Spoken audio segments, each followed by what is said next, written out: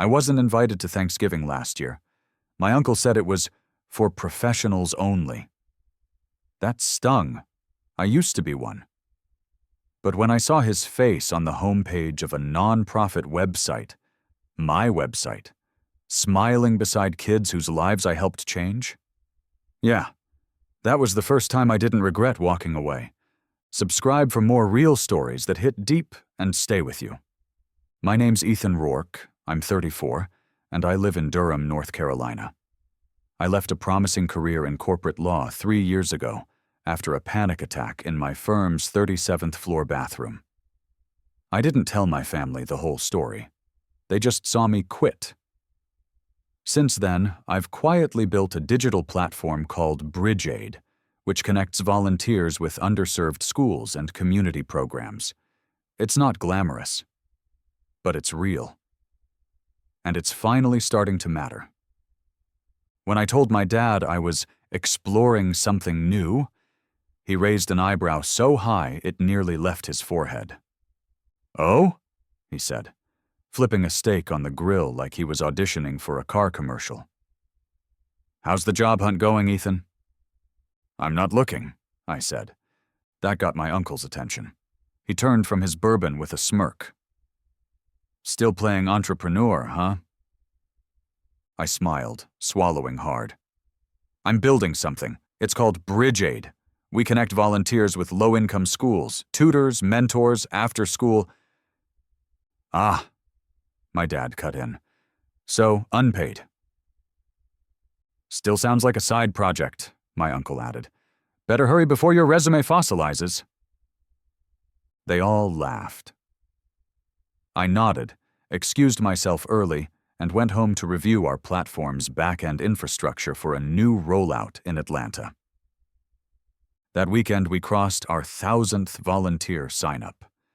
No one in my family knew, or cared. 3 weeks later, I was running a tech support call with Ms. Vargas, a school coordinator in Cleveland. One of her 5th graders had written an essay about how her reading tutor felt like the first person who listened to me. While we were talking, the fire alarm in her school went off. I heard kids shouting, teachers calling names, and Ms. Vargas mumbling apologies as she rushed to help. I just sat there, listening. After the call, I stared at that essay, crayon-scrawled, scanned to PDF, signed Love Tamia, and felt something twist in my chest. This mattered, maybe more than anything I'd done in 7 years at the firm. Later that night, I sent the essay to our small volunteer team. No names, no details, just, "This is why we do it." They flooded the chat with emojis, hearts, and one message that stuck. Best unpaid job I've ever had. It was my mom's birthday dinner, the one my dad nearly banned me from last year. This time, I showed up. Quiet, gift in hand, smile rehearsed. Midway through dessert, Dad leaned over and said, "You still doing that volunteer thing? That's a nice hobby, son." Hobby hit harder than I expected. I looked at him, fork paused in midair. "BridgeAid has over 3,500 volunteers now," I said softly. "We just launched in 5 new districts." "Right," he said, waving me off. "But when are you getting back into real work?" Real work. I wanted to scream, but I didn't.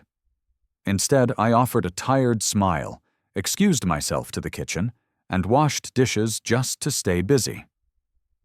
That night, I got a notification. An anonymous donor had contributed $10,000 to BridgeAid. The note read, "My niece found hope again through your platform. Keep going." I didn't cry, but my hands shook over the sink. It happened at my cousin Tessa's engagement party, hosted in the kind of golf club that made me feel like I'd accidentally wandered onto a movie set. I was standing alone near the bar when her fiancé's younger brother, Jordan, walked over. College kid. Polite. Clearly bored. "You're Ethan, right? You run BridgeAid?" I blinked. "Yeah, how do you know that?" He lit up. Dude, I'm one of your math tutors. I signed up through UNC. I work with these 2 middle schoolers in Raleigh. They're awesome. One of them literally told me he wants to be an engineer now. Changed my life. I couldn't speak, just smiled, nodding. Didn't know that was you, he added. Man, your system's clean. Like, it works. My professor showed it in our civic tech class. Suddenly, my uncle was behind him, overhearing. He squinted. BridgeAid? That nonprofit site? Jordan nodded. Yeah, it's genius. Everyone in service learning is talking about it. My uncle stared at me like I'd just grown antlers. A week later, I got a message on LinkedIn from someone named Miranda H., communications director at the Rowan Jacobs Foundation, a major education nonprofit. The name rang a bell. Hard. They'd rejected my funding proposal 2 years ago with a cold, not aligned with strategic priorities. Her message said, "We've recently realized our partners are using your platform in multiple districts. Would love to feature you in our next Spotlight series." I stared at it for a full minute. The next day, the feature went live.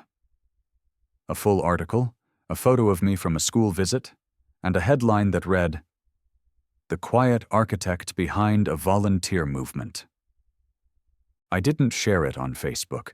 I didn't email it to my family. I didn't need to.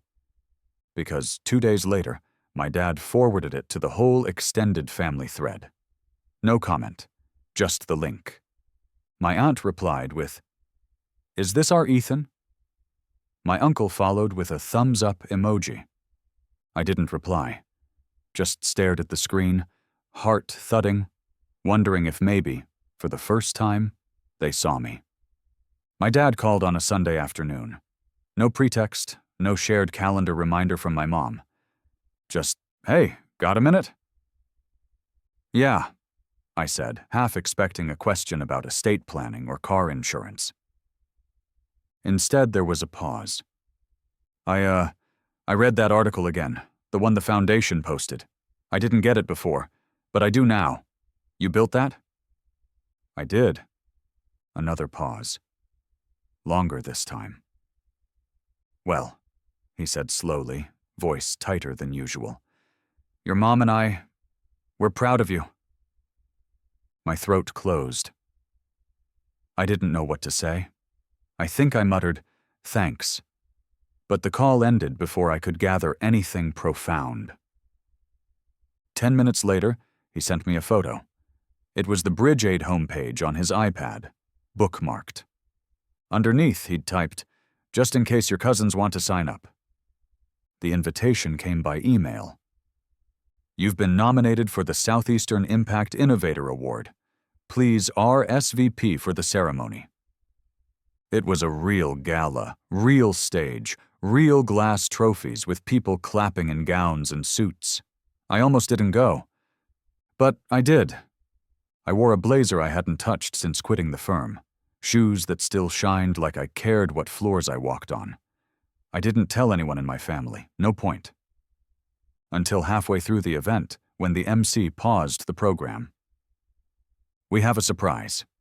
This year, one of our nominees' platforms helped a major donor's nephew overcome chronic truancy and discover a passion for learning. The donor wanted to meet the person responsible. Ethan Rourke, would you please join us on stage?" Gasps. Applause. Then I saw them. My uncle, my dad, my mom. Someone had tipped them off.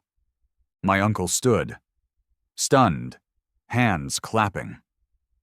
I walked to the stage, not because I needed it, because I'd already earned it.